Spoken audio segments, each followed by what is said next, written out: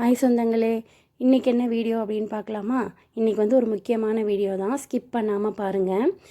இது வந்து கடுக்கா பொடி தான் நான் எடுத்திருக்கேன்.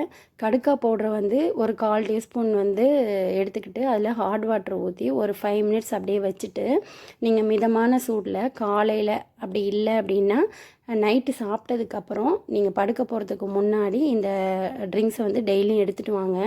இதனால் என்ன பெனிஃபிட் அப்படி பார்த்தீங்கன்னா, உங்களுக்கு வயிறு சம்மந்தமான எல்லா பிரச்சனையுமே வந்து சரியாகும். அதாவது சிம்பிளாக சொல்லப்போனால் செரிமானம், வயிறு உபசம், அப்புறம் வந்துட்டு மோஷன் ப்ராப்ளம், இந்த மாதிரி எல்லாமே க்யூர் ஆகும். உங்களால் டெய்லி எடுத்துக்க முடியலன்னா வாரத்துக்கு 2 நாளாவது இரவு சாப்பிட்டதுக்கப்புறம் இதை வந்து எடுத்துகிட்டு வாங்க.